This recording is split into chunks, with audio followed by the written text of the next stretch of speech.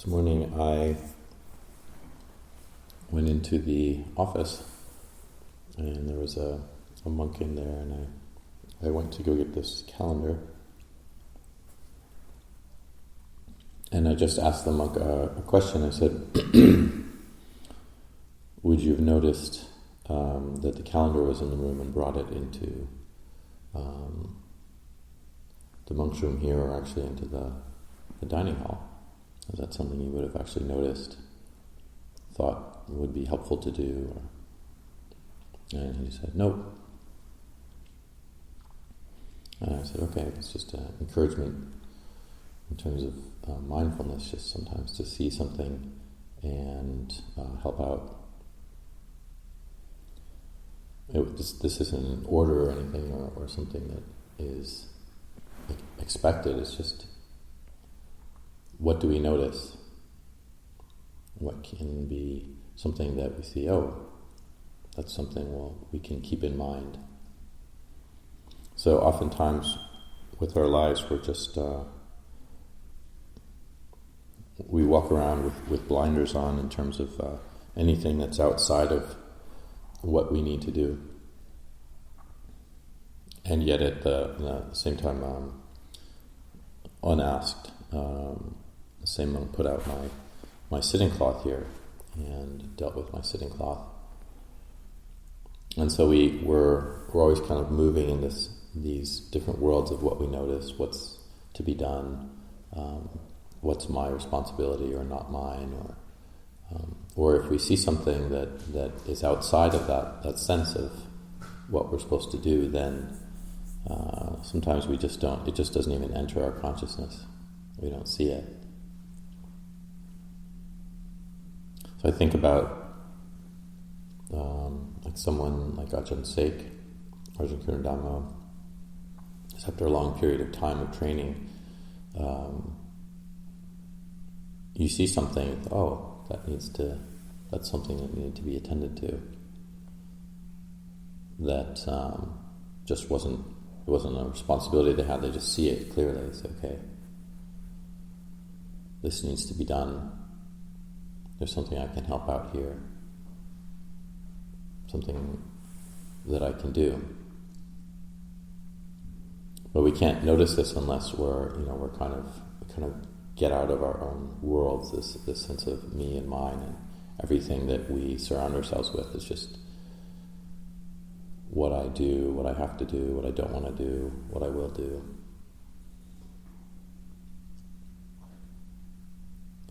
So this morning I was given a printout and a template, a written template for how to install a heater in the Vulture's Peak Kuti. Oh wow, I completely forgot about that. This is the workmen are doing this, and normally I'm quite on top of what's happening up there, but and we'll help our contractor through that, when there's something that he needs reminded of. But today would be the day that put the siding on the kuti.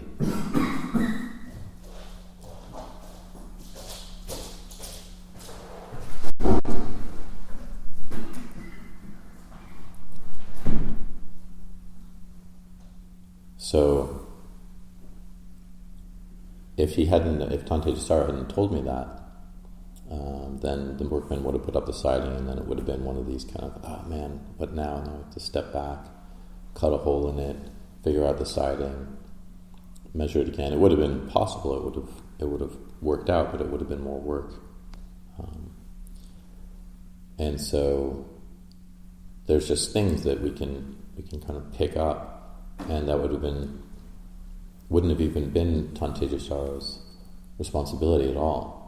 He just noticed what needed to be done. He saw that there was something that was about to occur, and that he could be of service. He could be helpful. It could be a reminder that this needed to be taken care of. So I brought it up there, and the workmen were puzzled, and well, what's this about, and how does this work? And I showed them in the plans. So We're not doing the same thing as the other kutis, it's different. And they were just trying to figure it out. And then there became a question about what the particular codes are and how far it could be from a window and where we wanted it placed. And so decisions were needing to be made. But this all comes from this sense of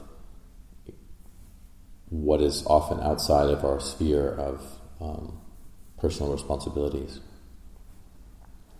And where that comes from is a sense of keeping something in mind.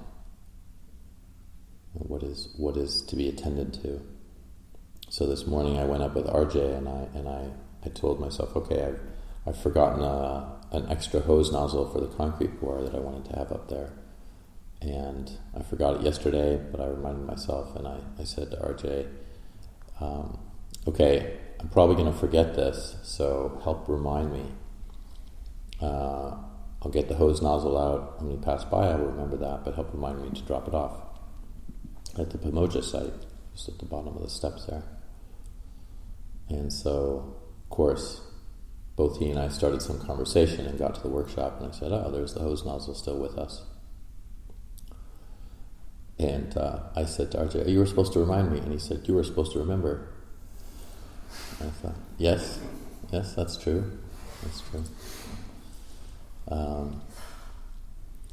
So we're trying to open our eyes a bit and to really see what it is that we are responsible for and what we're doing with our lives. This isn't just in the monastery. This is all the time, whether one lives here or not. And to see, what needs to be done sometimes. It's not always in our purview. It's not always our responsibility, and we might want to cut corners and just be, not me. I don't want to deal with that. And that's a bit of a tragedy because that'll happen a fair amount. But if we always have that attitude, then we'll die with that attitude. It's not gonna really help us in life if we're just avoiding when we see things that are needed to be done, and we just kind of pass them by. We just think, it's not my job, it's somebody else's job.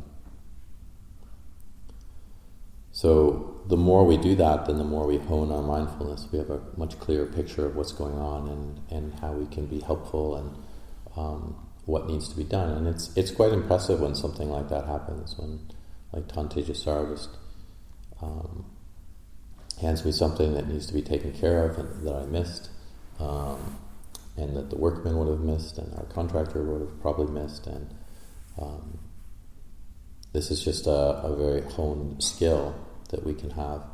And so having, for example, Ajahn Cunda here, Ajahn Sek comes from Thailand. Ajahn Sek often doesn't say a lot. And yet, if you just watch what he's doing, he just tends to what needs to be tended to. And I'll often see Ajahn Cunda remembering something that I've forgotten, or seeing things. He's lived here for so long, he just knows the pattern of what goes on. He says, okay, this is what needs to happen right here. This is something that's been missed. And with Ajahn Cunda, he's retired. He's no longer in the administrative role. He's not in a role of needing to take care of anything. And so that's where the mind could go. Just be like, I don't need to worry about anything anymore. Just hope the monastery doesn't burn down. I can have a nice place to live in. But that's not very helpful.